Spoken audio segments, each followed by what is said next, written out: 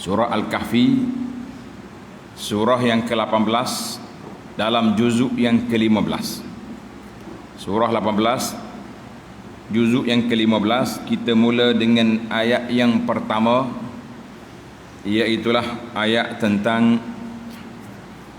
pujian Allah Azza wa Jalla kepada Dia, dan juga Allah yang menurunkan Al-Quran kepada hamba-Nya dengan sifat Al-Quran itu yang telah disebut oleh Allah Azza wa Jalla.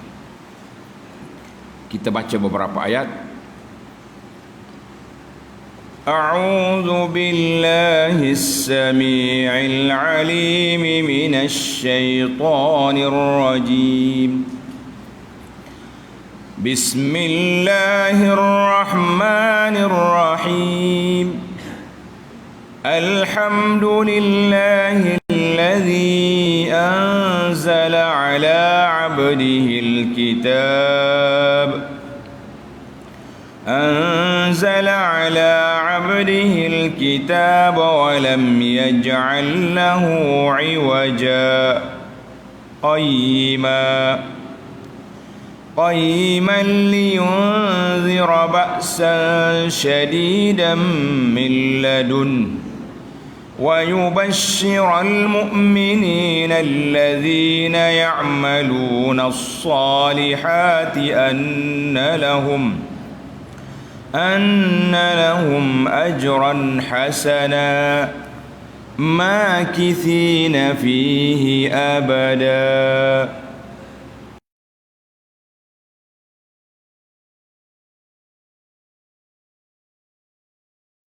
لينذر بأسا شديدا من لدنه.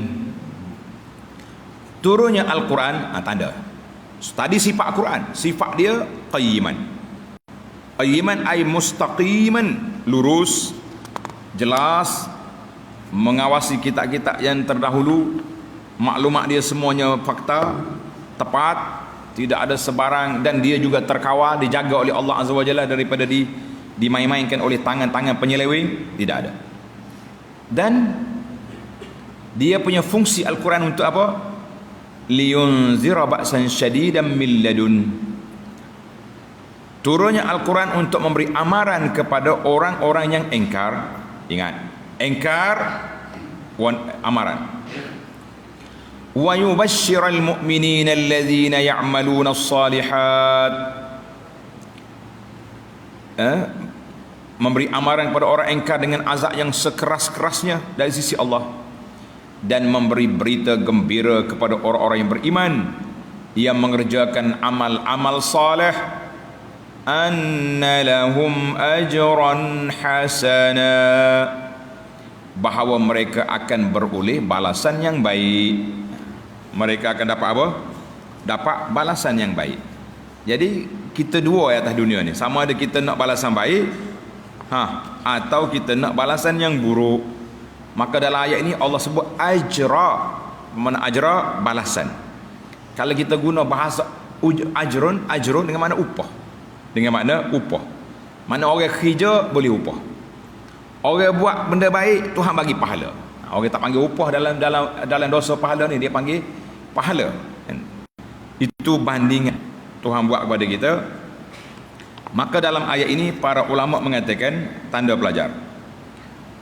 Ayat ini menunjukkan bahawa satu-satu amalan tidak menjadi soleh kecuali mesti ada 3 perkara. Satu-satu amalan tidak menjadi soleh kecuali ada 3 perkara. Tandalah.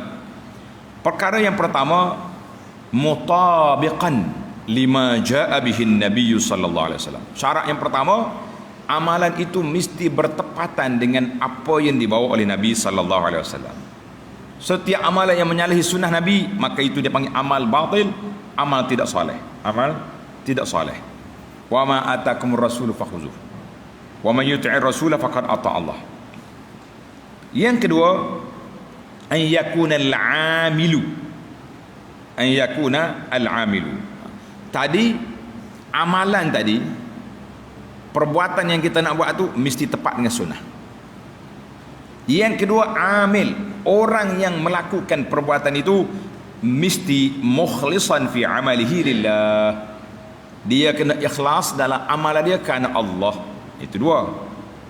Yang ketiga, an yakunal amalu mabniyan ala asasil iman wal aqidati sahihah. Tapak amalan itu dibina di atas iman dengan akidah yang benar. Kalau dia kafir, tidak Islam, oi saya buat ni lillahi taala, dia kata. Ikut sunnah Nabi, tak jadi, tidak jadi amal soleh. Sebab apa? Sebab dia tidak ada account, belum buka account untuk menerima, menjadikan amal dia tu soleh.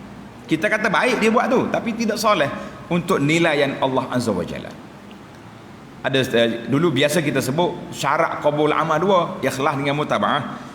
Satu, yakni syarat amalan tu sendiri nak jadi soleh mesti mutabik, bertepatan dengan sunnah, pelakunya mesti ikhlas, dan tapak amalan itu di atas iman kepada Allah Azza wa Jalla.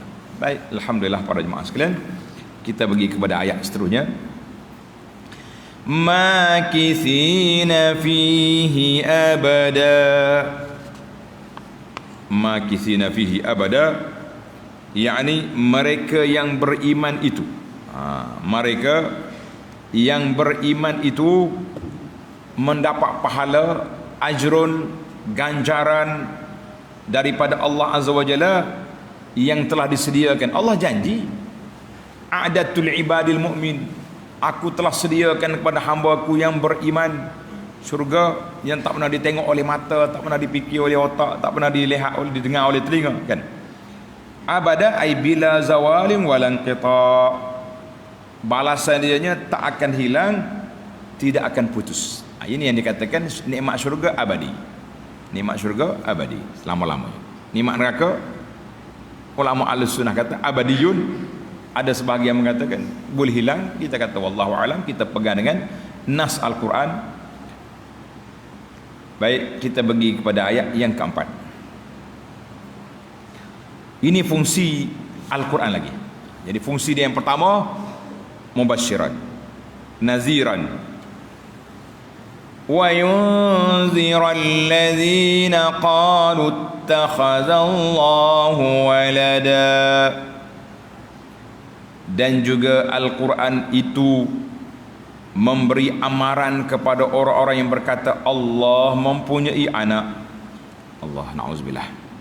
Tengok nota di bawah 706. Yakni sebagaimana yang didakwakan oleh kaum musyrik Arab, ia mengatakan bahawa malaikat itu anak Tuhan. Kepahaman pokok musyrikin Arab, oleh kerana dia benci ke anak perempuan, tak mau anak perempuan, dia kata dia nak anak laki-laki ya, anak perempuan bagi ke Tuhan. Siapa dia anak perempuan Tuhan? Malaikat. Dan kaum Nasara Kristian, ia mengatakan bahawa Nabi Isa anak Tuhan. Dan kaum Yahudi, ia mengatakan bahawa Uzair anak Tuhan. Na'udzubillah. Subhanallah. Ta'ala Allah amma yaqulu zalimuna 'uluwan kabira. Maha suci Allah daripada tuduhan-tuduhan pokok segala jenis kafir ini.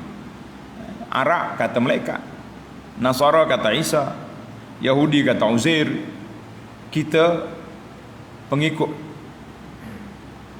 Nabi sallallahu alaihi wasallam, umat Muhammad ni, kita kata siapa dia? Semua mereka itu iaitulah hamba-hamba Allah. Malaikat hamba Allah, Isa hamba Allah dengan Nabi, dengan Rasul, kan? Uzair hamba Allah. Kenapa kita nak naik derajat sampai kepada lebih daripada yang Allah Ta'ala tidak berikan kepada mereka? Baik. Al-Quran memberi amaran kepada golongan yang mana yang mengatakan Allah ada anak.